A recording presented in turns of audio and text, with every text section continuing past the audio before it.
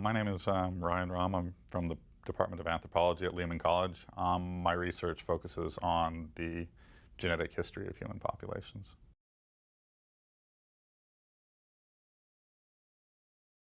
One of the, an exciting current project that I'm working on it's a grant called Decoding the Swahili. It's being funded by the National Science Foundation. My aspect of that grant is about $85,000. And I'm working with an interdisciplinary team, including archaeologists, skeletal biologists, paleopathologists, and we're looking at populations on the East Africa coast, the Swahili populations of the East Africa coast, trying to understand the factors that led to the development of urbanization along this coast over the last, or beginning about 1,000 years ago.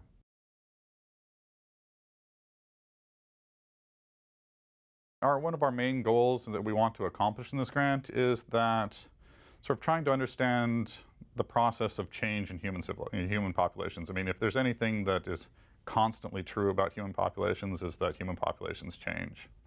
And on the East Africa coast, we have about 1,000 years ago this transition from small settlements to more larger urban settlements with stone architecture and larger settlements. And in the past, the colonial narrative for, explaining why this happened was that, these aren't African towns. These are Arabs that came down and built towns, and the Africans had nothing to do with it.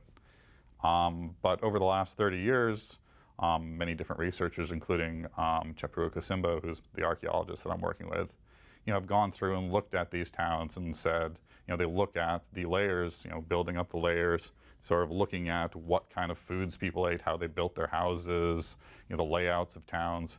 And as you go from the small settlements to the big settlements, beyond the fact that, they're big settlements now, they're building in stones, there aren't, dramatic changes. They're eating the same food, they're using the same pottery, all of those things are not that different, which suggests that there is foreign influence. Certainly, at around the same time, you have a transition to the populations are Islamic, and you have the introduction of Islam at that time. So there's certainly foreign influence.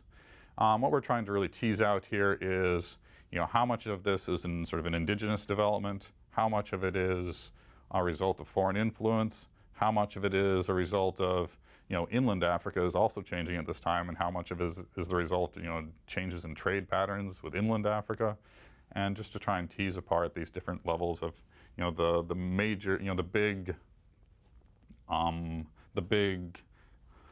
option, or the big opportunities or possibilities when societies change is either it's being changed from the outside or it's changing from the inside. It doesn't always have to be, one or the other, but those are the sort of like the poles of possibilities when we're trying to tease that apart in this population.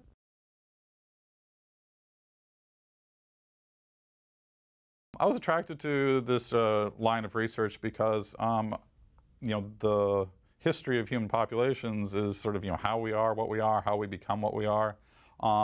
Culture change is sort of an omnipresent feature in trying to understand, the influences that different, the influences that lead to that change is, I think, really important. My background is in physical anthropology.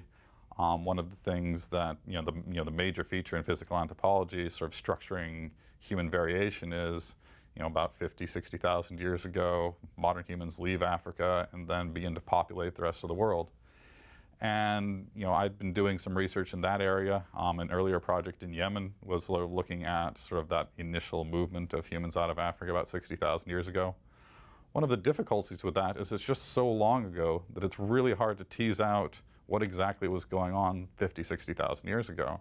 So what I found attractive about this project on the East Africa coast is that, it's 1,000 years ago, it's mostly prehistory. There's a little bit of a historical record there, but not a whole lot. So we're mostly, going off of archaeological evidence and skeletal evidence and, evidence from the people who are there today. But it's definitely an easier question than trying to figure out what was happening 15, 20,000 years ago somewhere.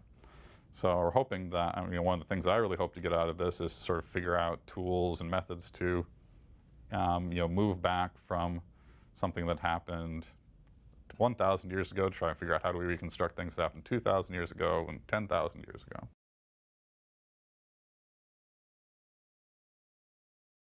I mentioned earlier that I'd done some previous work in Yemen, and this was in 2009 or so. I was working on a project there, also looking at human population history, but at a deeper time scale. And we were traveling around the country, going to different communities, collecting saliva samples for, you can extract DNA from saliva, so we're collecting saliva samples from people. And we were at, near the village of our local colleague, Dr. Ali Amiri at the Sana'a University. And there was a funeral for one of his sort of distant family members.